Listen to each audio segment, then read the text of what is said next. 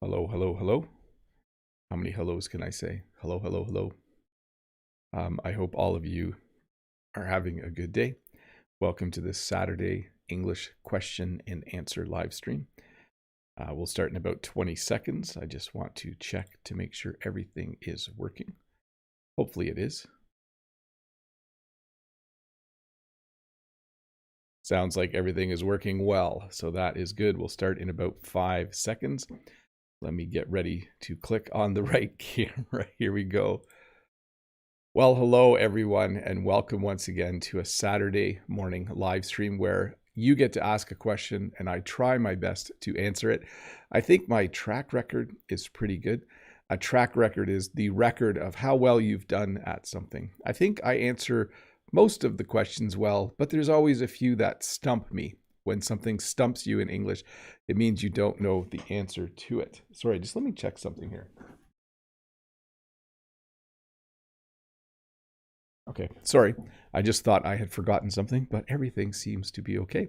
I do want to say hi to Dave and Todd once again. Dave and Todd, they're in full form moderating the chat every time I do a live stream, so it is good to have them here. If you don't have moderators, sometimes strange people come in the chat and say strange things, and there's no one there to ask them to be polite. So thanks, Dave and Todd, for being around. Hi to Freddie Wolf and Lolly Lolly, Maria C. Toshi is here, Mode Ags, Audie the Thai. When I scroll back, I know Rod, the English teacher, is here as well. O Philosopho Mickey. I think that means philosopher Mickey, but hi, Mickey. Good to see you as well. Snazzy is here as well. Maria C. as I scroll back. Judith is here. I see some familiar names. Brino, Lemon Cute, Gabu, and many, many more people all here, hopefully to hear me answer a question well about the English language. So welcome once again to all of you who are here. Remember, the chat is a great place to have English conversations with other English learners. So while you watch this English lesson, you can listen to me, but you can also just have fun conversations with people in the chat. I see Eugene is here, and Eugene says it's raining outside. Let me go to the outside camera. So you can see, I don't know if you can see in the distance, those of you that are familiar with the river, it is very flooded. You can't quite see the puddles, but it's just raining a little bit here right now. So not too bad, but it's definitely raining. And so this will be an inside lesson, an indoor lesson. I have a funny feeling the lessons might be inside for quite a while now, because as everyone knows, winter is coming. But I think we should get the lesson started. Sita says hello. Mohammed says hello. Julia saying hi to Snazzy. Good to see all of you in the chat saying hi to each other. Hi to Marwanto as well. Let me jump over to my question form and let me get to the first question. Let's see here. From Ruslan, hello, dear Teacher Bob. No questions today, sir. I'm very fond of your lessons. Stay warm and healthy. Winter is coming, my lord. Have a nice weekend. So yes, I just said winter is coming. Ruslan is mentioning that winter is coming. It is the 30th of October today. Within a few weeks, we'll see the first snow come down. Hopefully when that happens, I'll make a little video of it. But definitely fall is about half done, if not more, and it will be winter soon. Let's see here. Mike says, hi, Bob. Could you define these? To cowboy up, under the influence, and to hightail it? Thanks.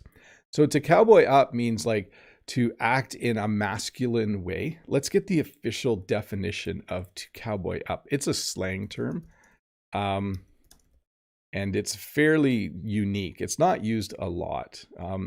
To adopt a tough or masculine approach to a course of action. That's the definition of that one. So I guess sometimes people might say, hey, you know, you're having a tough time in life, just cowboy up. But I don't use the phrase very often. You might see it or hear it in a TV show or in a movie. When you're under the influence, it means that you've been drinking a lot of alcoholic beverages and you're maybe intoxicated or drunk, or it means that you've been using drugs like marijuana or another type of drug. And so you are then under the influence. Something is influencing your ability to think, either the alcohol or the drug that you've taken. When you hightail it, it means you leave someplace really quickly. The best example I can give is if people were robbing a store when the police show up, the robbers would hightail it out of there. They would leave very, very quickly, for sure. Mode says, "Hi, Mr. Bob, what's up? Please don't say the sky or the ceiling. The sky and the ceiling are up. Hope you didn't have too many arrows yesterday." An arrow is a small chocolate bar. I do not have the box beside me. In fact, the box is hidden now. Do you personally use the phrase, "oh my God," or do you use other alternatives? I don't. I think because I'm a teacher in a school, I don't use any of the minor or major swear words in my normal speech. So because I don't use them at work, I just don't use them. It's not common for me to use those. I do use some of the vulgar swear words. Like I do say the SHIT word quite a bit in my life, but I don't use that one in particular. And I don't use the F word. Although when I hit my thumb with a hammer, sometimes lots of bad words come out of my mouth. That's pretty common, I think, for everyone. Let's see here.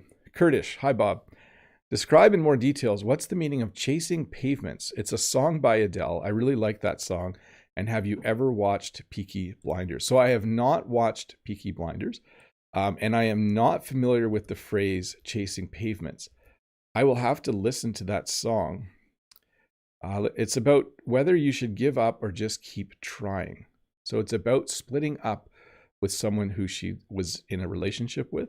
So I'll have to listen to that song to get a better sense of what's going on there. Brent in the chat from American English for this guy. I also don't swear, probably because I teach too.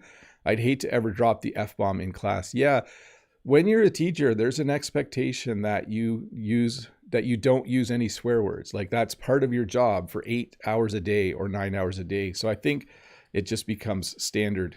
When I was a construction worker, the people around me swore a lot. I did occasionally, but not as much as some people. Let's see here. Let's get the next question. Nick from Russia, what does it mean to knuckle down? So I would probably say buckle down. So when I have a lot of work to do, sometimes I need to buckle down and do it. Let's look for a meaning, though, of knuckle down, because it might be an Americanism to knuckle down, to apply oneself seriously to a task. So the man knuckled down when there was a lot of work to do. So I would actually say it's time to buckle down to tackle a task with determination. So in my area, it seems that we would say buckle down. Like if I had a lot of work to do today, instead of having a nap, I would need to buckle down and work really hard. But it sounds like you can also use knuckle down in some parts of the world. Maddie Art says, hi Bob, what do you think about Kazakhstan? Well, I did actually read the Wikipedia article on it. It sounds like a very interesting place. What I found interesting is that the crops that are grown there, it's actually challenging, it sounds like, to grow some of the same crops that we grow in North America. So I did read the Wikipedia article, and it was certainly interesting. I'm not giving a lot of details there, am I? I was fascinated because the lower part of the country is very dry. I think when I read about a country, I always first read about how their agriculture is similar or different than ours. This is from Bob's friend. Oh, that's good. I have a friend. But then there's a sad face after Bob's friend. I'm not sure what that means. Hi, Bob. What's the difference between reservation and appointment? Plus, can you pronounce entrepreneur, varnish, annihilate, repeal, and frame? Thanks. So here's how I would use those two words. If I was going to a fancy restaurant, I would call and make a reservation, okay? So I would call ahead and say, I would like a table for 2 at 8 p.m. I'd like to make a reservation. If I was calling the dentist or the doctor, I would say I'd like to make an appointment for Monday at 6 o'clock. That's pretty early or late, depending on if it's morning or night. But I would use an appointment for doctor and dentist and reservation for a restaurant. Kuhn, hello, Teacher Bob. My question is, have you ever felt like a square peg in a round hole? Yes, sometimes. This is an interesting phrase. In our barn, we actually have beams of wood that are put together because the barn's really old, and they put them together with wooden pegs. So I think it's a round peg that goes in a round hole. But in English, when you say you feel like a square peg in a round hole, it means that you're in a situation where you don't feel comfortable. I've had this in life. I've had times where, I've gone to an event and I've felt like a square peg in a round hole. I think if I went to a YouTuber convention, I would feel like a square peg in a round hole because I'm actually quite old to be on YouTube. I'm 50 years old and I'm a YouTuber. Most YouTubers are in their 20s or 30s. So if I went to a meeting with other YouTubers, I think I would feel like a square peg in a round hole. Definitely. Let's see here. From Arena, hi Bob, please explain what to trickle down and mergemeister means. Thank you. Well, I'm not familiar with the second term, but when things trickle down, they go from the top and they eventually get to the bottom of an organization or a family. So let's say this, if the CEO of a company is very kind to everyone around him, that kindness might trickle down through the company. So everyone might just be nicer because the CEO is very nice. And you could also talk about government does this sometimes. They'll give money to a city and they'll hope that by giving money to the city that it will trickle down. It will have a trickle down effect and improve all of the city.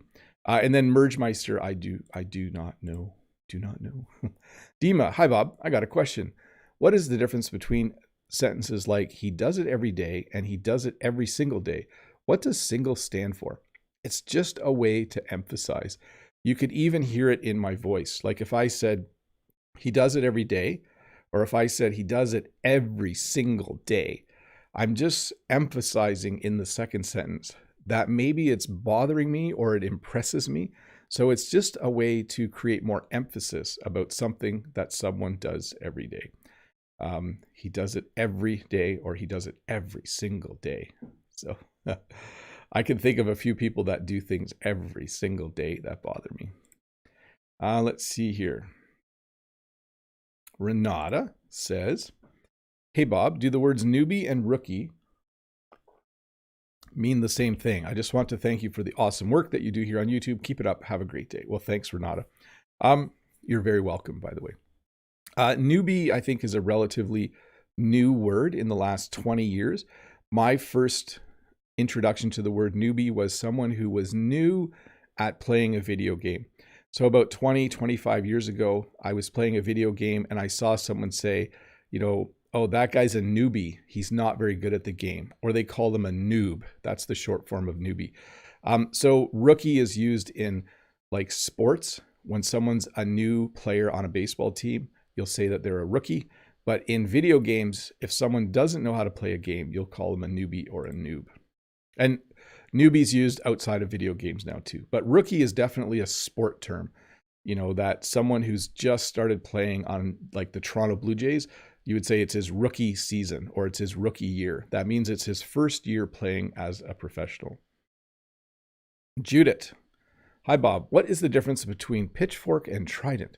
Can you tell us the most precious home memory of Halloween? So a pitchfork is something a farmer uses, and they use it to fork hay or to fork manure. And it has tines, 4 or 5 tines. A trident is actually something that I think, did Poseidon have a trident? And it's like, it has 3 points on it and it's used to catch fish, I think. I think that's the difference. Most precious home memory of Halloween, just the candy. I just loved having this huge bag of candy every year and that I was able to eat it. But I do have good memories of going to our one neighbor where we always got a bunch of candy, a can of pop, and sometimes a loony or toonie. That was fun as well. Okay, this is from a little girl. Hi, Teacher Bob. How are you doing? Can you pronounce savior, savannah, savvy, versatility, fraud, and silicone? Thanks a lot. Excellent work. So, savior, savannah, savvy, versatility, fraud, and silicone. There you go. I think they say Silicon Valley, though, don't they? I say silicone, silicon.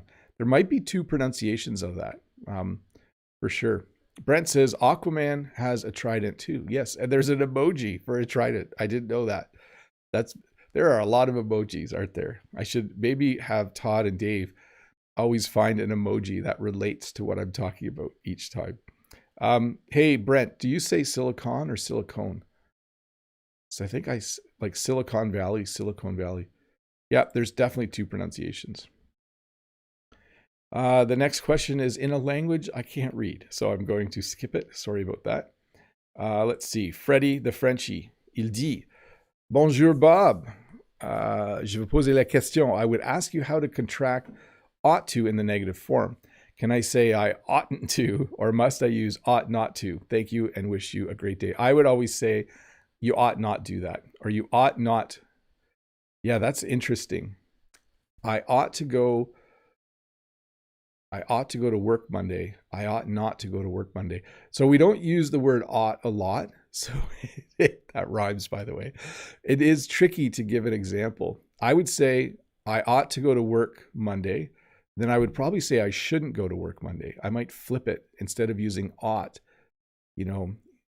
Yeah, I think that's the key. You ought to drink 8 glasses of water a day.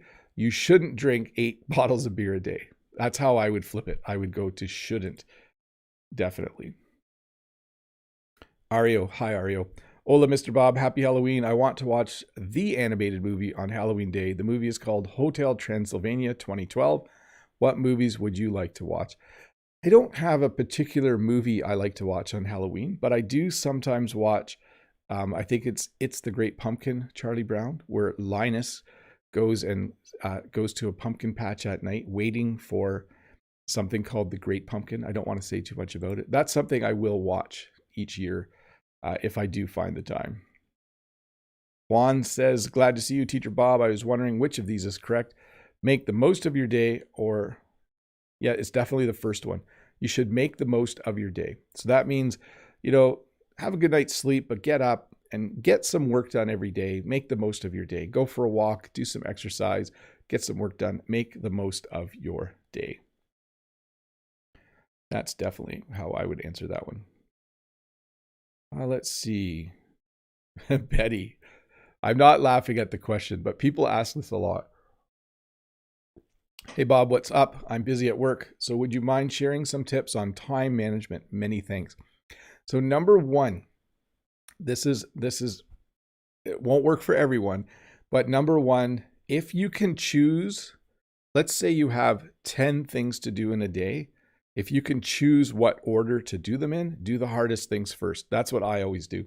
I always do the thing in my day that I least want to do as soon as possible after breakfast. So that would be my number one piece of advice. Don't do all the fun things first if you get to choose. From Hi, Mr. Bob, I'm Kai. What is the meaning of precarious? So if you built a house, let's say there was a cliff and you built a house right on the edge of the cliff, that would be a precarious place to put a house because there's danger that the cliff might fall away or your house might fall over the cliff.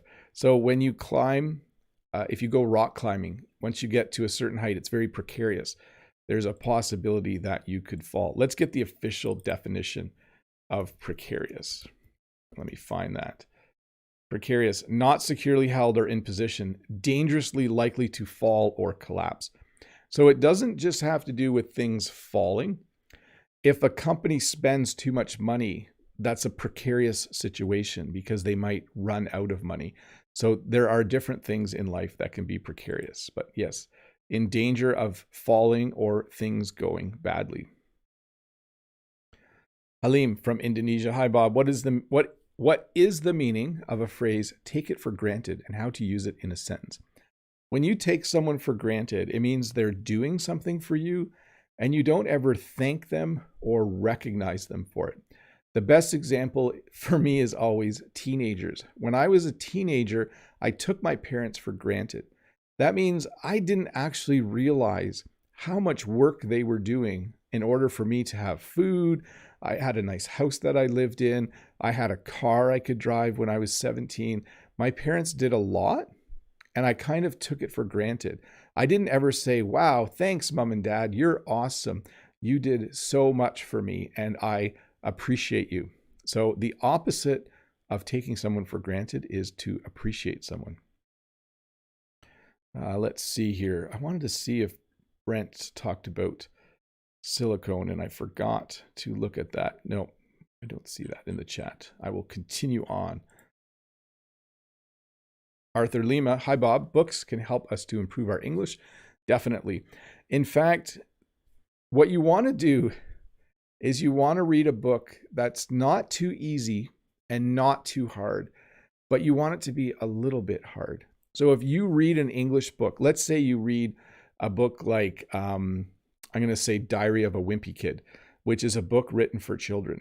If you read that book and you don't have to look up any words, then it's not really helping you improve your English. It's helping a little bit. So always look for books where you need to look up a word or two on every page. Try to read books where it's just a little bit challenging, and that will help you quite a bit. Now, there's nothing wrong with reading easy books either. You just won't learn as many new words, right? Arian, hello, Mr. Bob. Could you please tell me these two idioms, a piece of cake and a cup of tea, are the same? Have a good day. So they kind of mean the same thing. If I do a job and it's easy, I could say that was a piece of cake.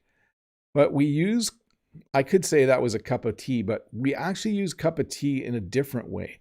We usually use it in the negative to describe something we don't like. Like we'll just say, that's not my cup of tea. I actually just heard this phrase last night. I was talking to my son and he used the phrase, it's not really my cup of tea. We use that phrase to talk about something we don't like doing, okay? I don't like extreme sports. They're not my cup of tea, okay? I like doing things that are a little more calm. So you could say something is a piece of cake and say that it was a cup of tea, but we usually use that second phrase in the negative for sure. Let's see here. Trung says, what do I answer if the neighbor kid knock on my door for trick or treat? Thank you. You say hello. You open your door and you say hello, and you hold out a bowl of candy and you say, take one or take two, however many you're letting them take. And then you might want to say something like, oh, you guys look really cool. What are you all dressed up as? Okay, just ask them what their costume is if you don't recognize it. And then say bye, and then they'll leave. And then more kids will come. And then it will happen over and over again. Amanj, hi Bob. What does don't let your guard down mean? Thanks for the opportunity. So there's a time when you're really relaxed and you just say whatever you're thinking. When I'm around my siblings, when I'm around my brothers and sisters, I'm very relaxed. But when I'm around certain people, maybe at work, I don't let my guard down. It means that I think before I speak. I don't joke around too much because it's tricky. When you're around people who might get offended easily, you tend to make sure that you don't want to let your guard down. So you kind of, you think a lot before you speak. Let's look this one up. Let's get a good definition of don't let your guard down. Let's see here. Yeah, so it means that you don't want to let people see the real you. That's an interesting definition of it, right? Let's see here. To be guarded and vigilant about what you say and do. So you don't want to let your guards down. There's people in business who will always want to take advantage of you. So don't let your guard down. Hopefully that made some sense. Hopefully that gives you an understanding of it. Oh, Philosopho Mickey. I used to just say Mickey, but then I read your name and it's Philosopher Mickey. Hey, Bob, what's the best part of being a farmer? And I've heard a girl say bits and bobs. Can you explain to us what did she mean by that? The best part of being a farmer is when you plant a crop and you get really nice rain through the growing season, and then you have a really big harvest. That's my favorite part. And bits and bobs is a very British term. I don't know the exact definition, but I think it means like a little bit of this, a little bit of that, we can look up the meaning. It's not a common phrase in Canadian English. Meaning of bits and bobs.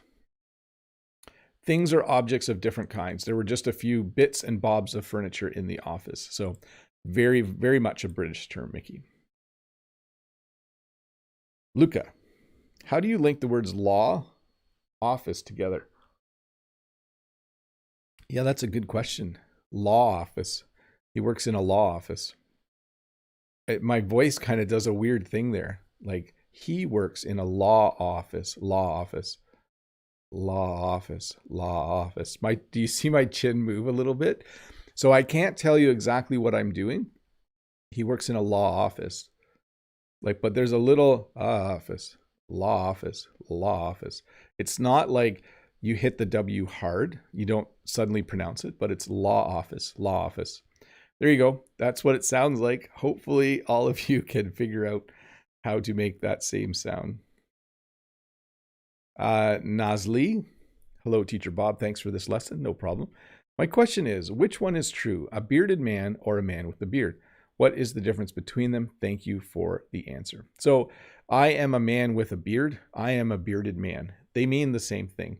Generally, when we talk about someone who has a beard or a mustache, we'll say, you know, that guy with the mustache. Oh, the guy with the beard. Hey, who's in charge here? Oh, the guy over there in the blue shirt, the guy with the beard. That's how we would say that. We wouldn't say we wouldn't say the bearded man.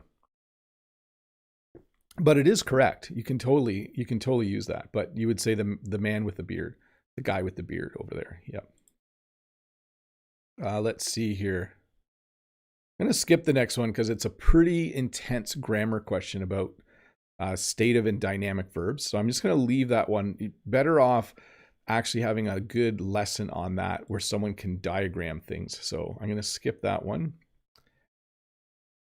Next question is from Nahid, the Torontonian. One interesting thing I learned from native speakers is that funny can be used to describe something negative. Funny smell. Is there a rule of thumb for it?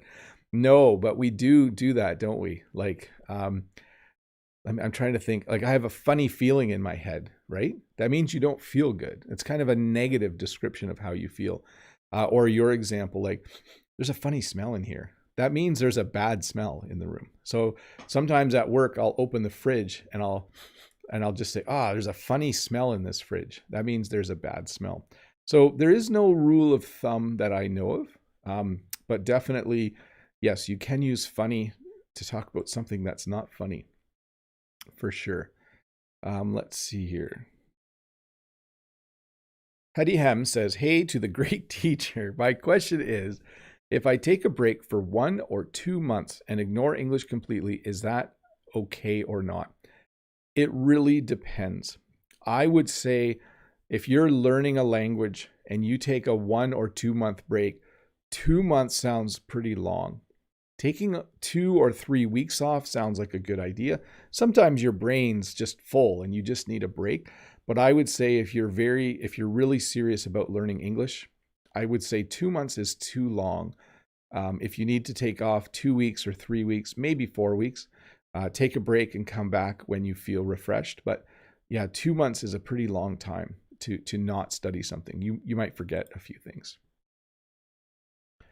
Next is from Tashi. Could you teach me how to use neither nor? And the second one we don't use. It's always neither nor. So neither my red van nor my blue van is brand new. They're both rusty. And then if I was to go for a drive, I could take either my red van or my blue van. Okay, so it's neither nor, either or. And there's 2 example sentences for you. Hey, I should say hi. Let's go to Rivercam. Oh, it's a little overexposed. It must be getting brighter outside. I do want to say hi to the 415 people watching. I'm always shocked when I see how many people are watching my live stream. So thank you for being here. If you're new here, there's a big red subscribe button here. You should click it and you will be a subscriber of my channel. Always a good time. Always fun. What time is it here? I'll do a couple more questions and then we will move to members only chat. So let me get back to my questions. You guys can have a look at my messy room behind me. And let me get the question on the screen. Sanha says, hi, is grammar important? And will natives understand if my grammar is wrong? Grammar is important to a degree. I would say that 5% of your time studying should be studying grammar, maybe 3%. I don't think you should study grammar 50% of the time. Like if you study 10 hours a week, I think it would be a mistake to study grammar for 5 hours. If you're studying 10 hours a week and you spend about 30 minutes studying grammar, that's probably good. The reason I say that is because when you listen and when you read, you will naturally hear the grammar. And it's nice to be able to attach that to some formal learning. Like if you learn how to conjugate the verb to be, and then you hear it in a song and on a TV show, you can connect them. But I think you're much better off spending time immersing yourself in English. You should learn some. And will natives understand if my grammar is wrong? Mostly. If they're patient, they will take the time and they will find a way to understand you. Definitely. Let me see here. Let's go here. Let's go here. I'm just going to check something. And we are going to go to members only chat. So what is members only chat? Members only chat is a time where people who have clicked the join button below can now talk directly in the chat to me, ask me a question, and I will try my best to answer it. I can see Toshi has already said, thank you, Bob. No problem. I will probably leave it on, should I leave it on messy room cam or outdoor cam? I'll switch back and forth. Oh, let's not go to timer cam. What was I going to say? I had something on my mind. Oh, I was going to say, some of you would like to support me, but you don't want to be a member. But you send an email and you say, I don't want to be a member, or I can't sign up to be a member. How else can I support you? Well, there's a few ways. Subscribing helps. Clicking the thumbs up button helps. Watching my Tuesday videos from beginning to end really helps. It tells YouTube that everyone likes the video. What else can help? Just sharing my videos with people who you think would like them. Snazzy says, I think there was Jen out of the window. I did have it on River Cam, and I actually didn't see who went out there, but someone did walk past, didn't they, Snazzy? Mode, eggs, conjugation. It was a piece of cake for me until I started learning French.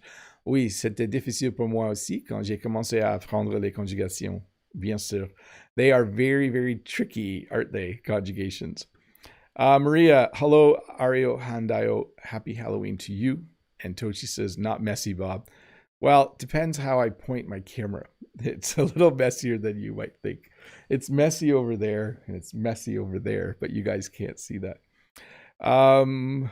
Let's see here. Sita says, Mr. Bob, I just want to say thank you. No problem. You are very welcome. Betty Lou says, hi, the cutest teacher, Bob. Do you think people pleaser lose themselves in some way? I'm curious about your distinct. The stream has disconnected. Let me just double check to see how things are going. Hopefully we're back online. I think it's working again now. I think we just had a little bit of a hiccup there. Okay, so let me get back to the questions. I'll leave my earbud in. Freddie Wolf, hi Bob. No further questions today. Just want to say salut et merci and to wish you a nice Halloween and a great weekend too. By the way, are there still some candies left? Yes, we did. I hid them so no one can eat them. Mode says, I never skip the ads on Mr. Bob's videos. That helps too. That does actually help. Snazzy, hi Bob. Hope you're having a wonderful day. Here's a question. I'm obsessed with something. What does that mean? It means you like it a lot, maybe too much. Some people are obsessed with sports.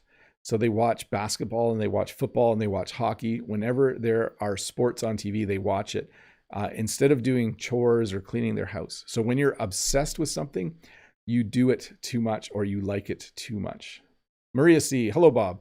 I saw your video about books, movies, etc. and I wanted to ask you if you watched the TV show The Office. I know there's a UK version and an American one. Yes, I have watched the American one. I've watched a little bit of the British one. And that show actually was one of the most popular ones selected. I don't want to give too many spoilers. You'll see on Tuesday. I compiled all the results yesterday. So you'll see that it made it into the top 10 at least, maybe top 5. I don't want to give anything away. I think I just did. Julia Olise, hi teacher, could you please say, is this a correct sentence? I remember being sat down by my boss because, doesn't mean got lectured. Yes. Like if you say, I got sat down by the teacher today and he told me all the stuff I was doing wrong. Or my boss sat me down and told me that my work needs to improve. It means that you were talked to in a stern way. Okay, let me make sure I'm not skipping anything here. Mode says, I understand the difference between economic and economical, electric and electrical, historic and historical, but what about classic and classical? We use classical and classic interchangeably. I'm not sure what's correct. Like you can listen to classic music or classical music. I think classical is the correct way to describe it. But that one, I think because the word isn't used a lot. Yeah, I should take that back. It is used. Like you can drive a classic car, or you could say, wow, that's a classic when you're describing something to someone. Like The Office, that's a classic. That would mean that it's a really good show from the past. So yeah, I'll have to think about that one, Mode. Oh, Philosopho Mickey, Bob, do you believe aliens exist? I've watched some documentaries and they have made me doubt about them. I don't know, but it's a big universe. Like, I don't think they exist, but when I watch shows about the size of the universe, it makes you wonder, doesn't it? It is a big universe. Let's see here. Let me get down to Eugene. I'm going to the Greatest Team of Volunteers Appreciation Party for my local MP, James Maloney, re-election campaign at the Irish Pub in Etobicoke after this lesson. Awesome, Eugene. Have fun. Mode says lagging, and then Dave says back for me. So that must be back when we had the little hiccup. Let me double check to make sure. Yep, everything good. Let's see here. Maria C. I think that after Seinfeld and Curb Your Enthusiasm, both by the genius Larry David, this one is amazing. Yes, Seinfeld was funny. I have not watched Curb Your Enthusiasm. Everyone recommends that I need it. Mode says now it's back. Todd says I think we're good. Awesome. Rod says, Freddie Wolf, I agree. The huge candy box he showed yesterday had my mouth watering. Yeah. Wanda says, hi, Teacher Bob. How are you? I noticed that sometimes you look up for some trick words in internet. Which site do you use? Many thanks. I just use Google. I just search meaning of and then the word, and then I look for the first definition from Google. Betty Lou says, hi, the cutest Teacher Bob. Do you think how we think inside can affect how we act outside? Yes, definitely. Question 2, should we pretend to be okay? What's your thought on that? Have your water drink first. Okay. I think it's important for everyone to have one trusted person in their life who they talk to about things, about private things, whether that's a spouse or a good friend or a family member. I think it's just important to talk things through. I think that helps a lot. Maria C. Bob, did you have some Lindt chocolate inside the candies box? No. And are there any Kit Kats left? Sorry, there's a fly here. It reminds me of a couple years ago when I did my lives, I would have a fly friend that would come to learn English. There are still Kit Kats left, but there's lots of Coffee Crisp because no one likes those. Kaiseta, dear Teacher Bob, if I say, let's go for a walk, shall we? Shall we is it correct? Thank you. Yeah, let's go for a walk, shall we? Totally correct. Sounds a little formal, but people do say it, okay? Let's get going, shall we? Let's go for a walk, shall we? Let's eat supper now, shall we? Definitely. Totally normal to say that. Audie says, hi, Teacher Bob. Today, no question because I'm watching you now. I'm watching football together. Thanks. You're double, yeah, what would we say that? You're double tasking? I'm not sure. That's not an actual phrase. There is a phrase for that. Let's see here. Snazzy. Here's another one. What does why don't you give me a break mean? Thanks in advance. If someone is being mean to me, or if someone is just saying things that aren't nice, I could say, why don't you give me a break? Like, just stop saying these things. Why don't you give me a break and let me just think for a bit? So definitely when someone is saying mean things to you, you would say, why don't you give me a break? Modags, you just said that people often send you emails. So can I send you one, please? You can, but I don't. It has a very hard filter, spam filter on it, because I get a lot of spam. So there's a good chance I won't see it. I had to do that because too many people were sending me emails for all kinds of weird stuff, a lot of spam. So You can try Mode, but there's a chance I won't see it. Sam says, hi, Teacher Bob and everyone. I just watched a game stream and wondered, is that a cringe of slang? If that's embarrassing. Hi, Teacher Bob. I just watched a game stream and wondered if that's cringe. Yes, definitely. If I say, oh, that's cringe, that's so cringe, it means that is embarrassing or that was embarrassing. Let's see here. Toshi says, I'm sorry, Bob. It's 12:34 on Sunday morning. I'm going to bed. Well, I think you should. It's time to get a good night's sleep, I think, Toshi. Julia, thank you. I wasn't sure, and now I am. No problem. Betty Lou, hi, the cutest teacher, Bob. How important is making mistakes while learning English? Yes, make mistakes. Just do it. I'd love to hear from you. Anyways, have fun doing your live stream. My feeling is this. If you're not making mistakes when you're learning a language, you're not learning the language, because there's things you need to do like writing and speaking where you will just make mistakes. If you wait until you think you can write something perfectly the first time, or if you wait to have conversations until you think you can have perfect grammar and pronunciation, you'll just not learn. You have to make mistakes to learn a language, for sure. Let's see. Kaiseda, what is correct, music school or musical school? We would say music school. Like he went to a music school. Oh, it's a really good music school. He's very musical. He went to a music school. There you go. Julia, may I ask one more question? What is the 10 items or less line? When you go to the grocery store, there are checkout lines. And if you want to get out faster, you go to the express checkout, which is usually 10 items or less, or 8 items or less, or 12 items or less. So if you only have a few things in your grocery cart, you go to that line and you get out quicker. Mode, back to the word silicone. Brent said he pronounces the last part like cone. He said that a couple of times actually, but you missed it. You're a bit discombobulated today, Mr. Bob. Well, I scrolled back and I didn't see it, but thanks, Brent, and thanks, Mode, for mentioning that. Multitasking, definitely that's the word I'm looking for. Eugene says, Chinese boiled dumpling for lunch. I actually have some dumplings in the fridge. I think I should eat those for lunch too. Oh, Filosofo Mickey, Bob, when you heard the word Brazil, what's the first thing that comes to your mind? Do you know something about Brazil? The first thing that comes to mind is your flag. And the second thing that comes to mind is really, really good soccer teams, or football teams, as you might call them. Let's see. Betty Lou, happy Halloween, the cutest teacher, Bob. What's the difference between exceed and surpass? What does yuppie really mean? I wish you all the best. Thank you. So a yuppie is someone who, it's a word from the past, but a yuppie was someone who had like a really nice job and both people worked and they had a lot of money and they drove like little imported cars. I can't really describe yuppie too well, but definitely that's how I would describe them.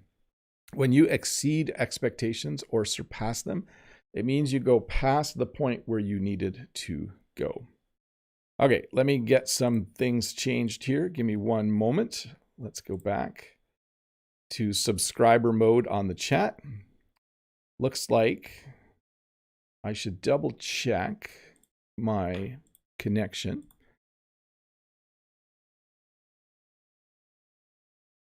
Yeah, everything seems to be working well. We got a question back on the screen. Julius says, one more in the chat. Thank you so much. When you explain my questions, they seem too easy to ask. Well, that's sometimes how it goes, right? You ask a question and then when you hear the answer, you're like, ah, yeah, I should have thought of that. That sounded really easy to understand. Let's see here. Kaiseta says, Bob, I'm happy you answered my 2 questions today. Thank you very much, my favorite teacher. No problem. And then Mode says, let's go easy on Mr. Bob. A lot of questions today. I can feel myself speeding up, so maybe I should slow down a little bit. Lemon Cute says, hi, Bob. Is the epidemic situation okay in Canada, Bob? At my place, the situation is quite complicated. I still can't go to school and still have to study online. So in Ontario, Canada, things are actually pretty good right now in terms of the pandemic. In Alberta and Saskatchewan, 2 other provinces, things were pretty rough for a bit, and I think they're getting a tiny bit better, but they're still not that good.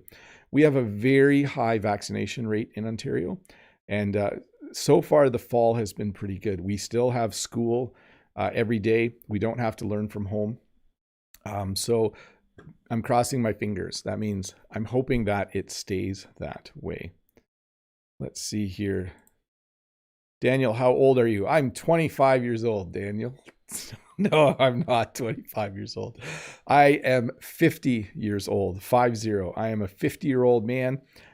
My birthday was this past summer, and as everyone does on their birthday, I became 1 year older, and I am now 50 years old. Let's see here. Eduardo, hi, Bob. Good morning. If I say your videos are sick, we do have to add a verb in there. That means they're awesome. Thanks in advance. Yes, this is a slang term to describe something that is good. Like, that car is so sick.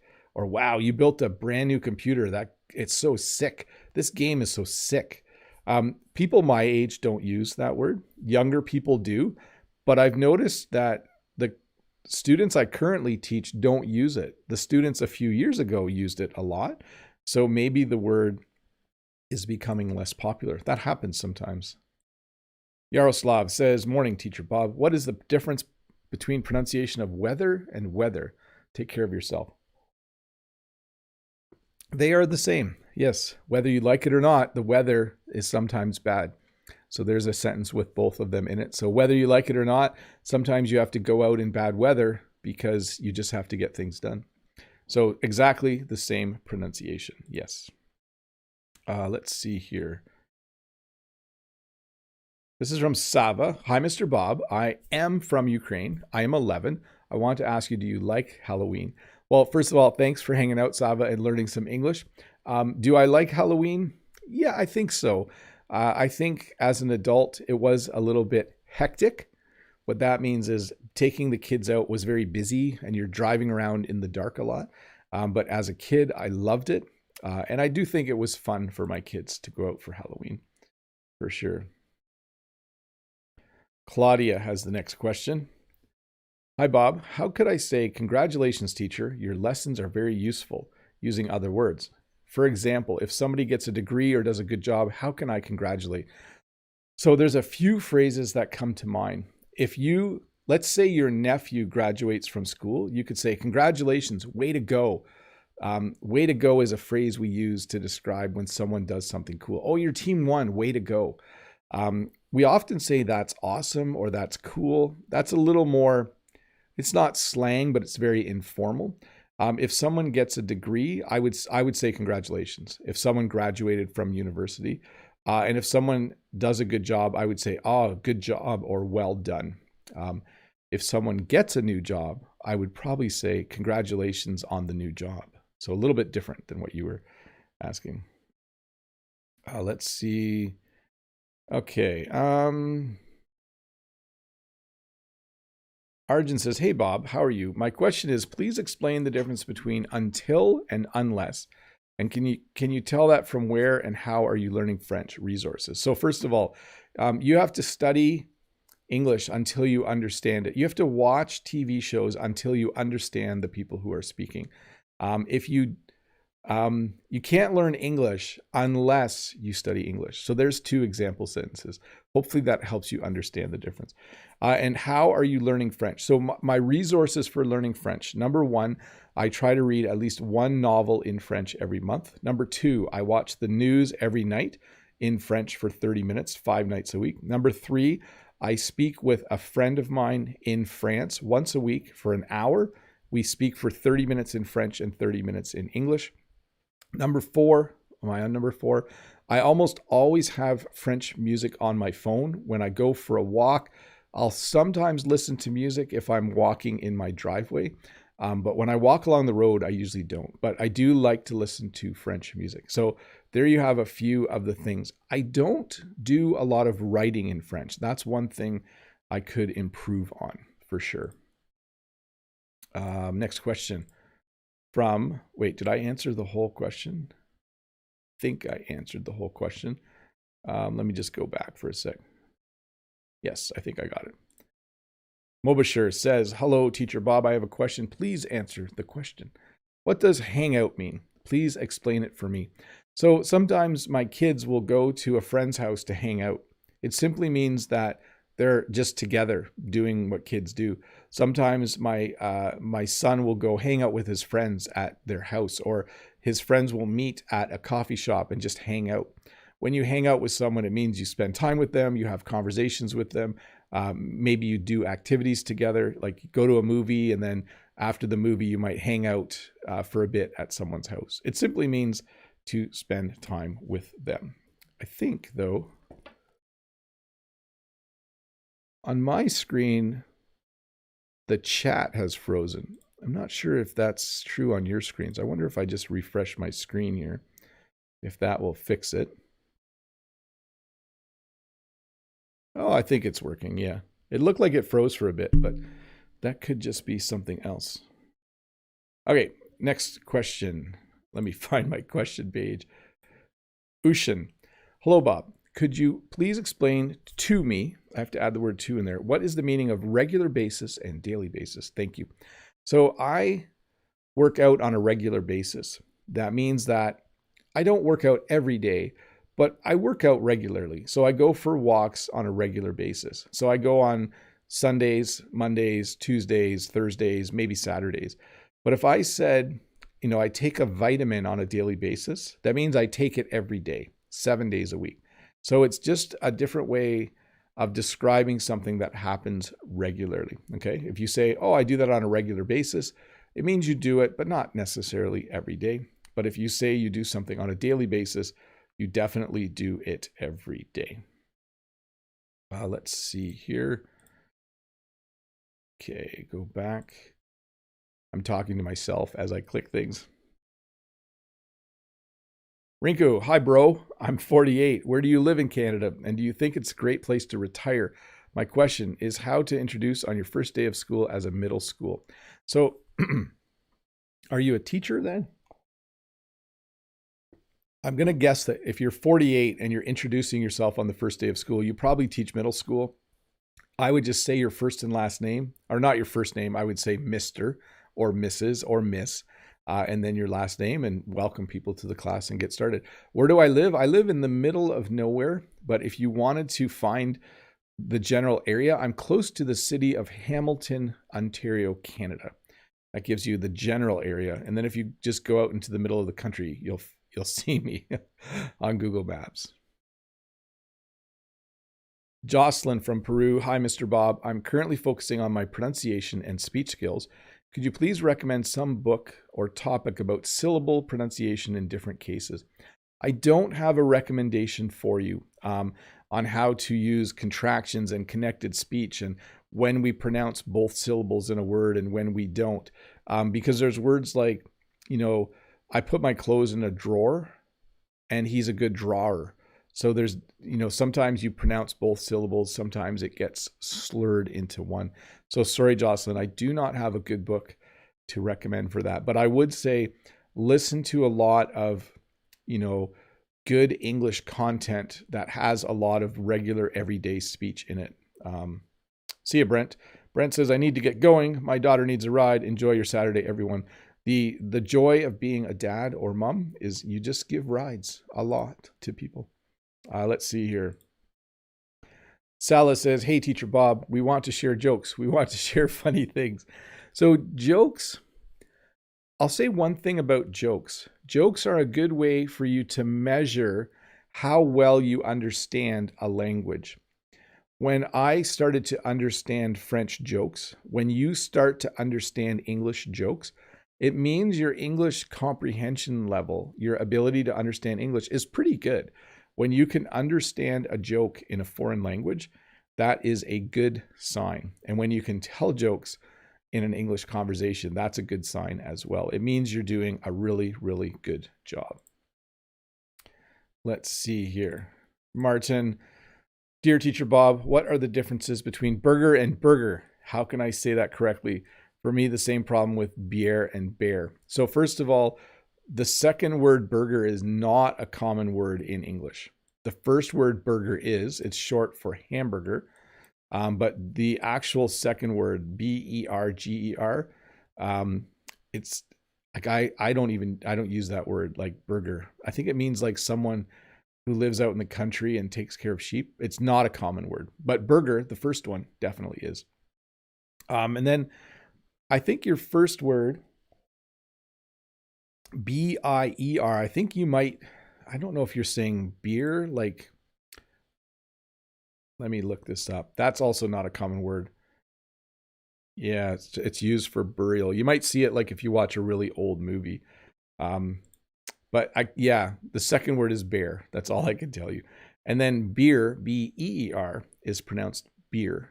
Bear. There was a bear in the woods, so I ran away. And when I got home, I had a glass of beer. There you go. Don't get confused beer, though, with beer, like B-I-E-R. But let me move on. Stanislav says, "Hi, Bob. Thank you for your videos. Can you answer what should I pay an attention in my English lessons on while teaching, if not on grammar?" So you should focus on some grammar. So remember I said earlier, if you were here, if you were spending 10 hours a week learning English, you should be spending about 30 minutes studying grammar. There is some value to studying some grammar. But to me, the most important thing is make sure you're doing a lot of reading, make sure you're doing a lot of listening, make sure you're doing a lot of writing, and make sure you're having English conversations.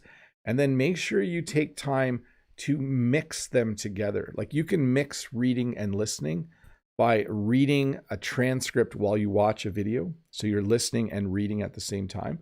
You can combine listening and writing by listening to something and trying to write down what you hear. But do all four as much as you can. And some people enjoy just finding new vocabulary. That's one of the things I also like to do with French, is just to find new words. And I find most of my new vocabulary words while reading. Let's see. So yesterday, so this is from Pavel. "Hello, Bob. In your video about Halloween, which looked like this. Yesterday, I did a lesson on Halloween. A shorter version of this lesson will come out tomorrow.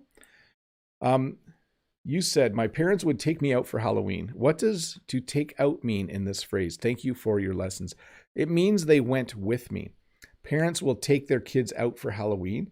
It means that their kids will get dressed up in costumes.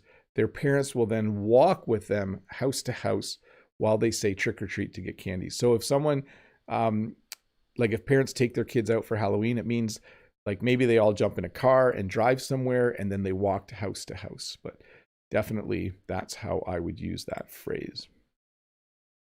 Natalia Belgrade. Hi, Natalia. "Hi, Bob. How are you? My question is, what is the difference between vanish and disappear? Thank you." Well, if someone disappears or if someone vanishes, it means they're there and then all of a sudden they're not there. They disappear, they vanish. So I would use those two words in exactly the same way. Denise, "How to learn English at home?" Well, one of the cool things about the world right now is that we have the internet, and it makes learning a language at home by yourself a lot easier than it was 30 or 40 years ago. So now you can watch YouTube videos. You can come to live lessons on YouTube. You can read the news in English. You can find English music to listen to. You can write emails back and forth to an English-speaking friend. You can meet on Zoom or Facebook or any of those platforms to have an actual English conversation.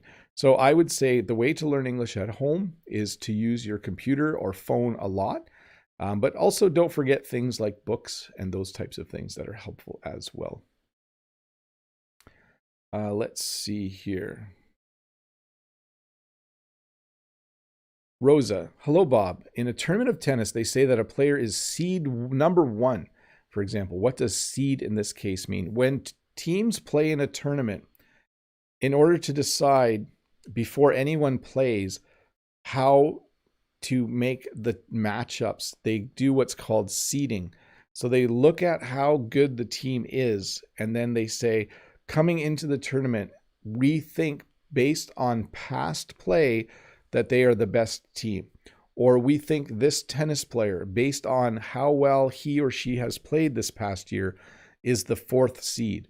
So they look at how well the team or the player has performed over the last few months or year, and they decide what place they would be And then they use that to decide if, seed number 1 plays seed number 4, seed number 2 plays seed number 3. So it's just a way of kind of ranking teams or players before a tournament is played. Jose, hi, thanks for your videos. Please, an explanation about using ain't. I heard it's very informal. Yeah, well, I ain't going to give an answer for this one. No, I am. That was just an example sentence. It means that you're not going to do something. Or if you say he ain't going to go to the store this afternoon with you, it means he isn't going to go to the store with you. I don't use it very often. I think I used it a lot more when I was younger, and I don't actually hear it that much anymore. I'll have to listen a bit more. I know this question came up a week ago or 2 weeks ago, and I think I said the same thing. I'm not sure I really hear this word or contraction a lot anymore. I'm out of water, but it's also time to end the live stream. So let's take a look outside. It's not raining, but it certainly looks like it's going to rain. It's rained on and off while we've been sitting here. Let's go to this screen and let me say a few things. Thank you so much for watching. Big thank you to Todd and Dave for moderating the chat. I think we had a little bit of a connection hiccup halfway through, but I think everything came back to normal. But thank you. If you are new here, if you've never watched my videos before, do click that subscribe button. A little lesson will come out Tuesday. I will do a live lesson next Friday, and then I will do this lesson, question and answer lesson again next Saturday. So anyways, thanks for hanging out for an hour. Thanks to Todd and Dave for moderating. Thanks to Rod, the English teacher, and Brent from American English with This Guy for hanging out in the chat. And thanks to all of you for being here as well. Let me say bye to all the people who are saying bye.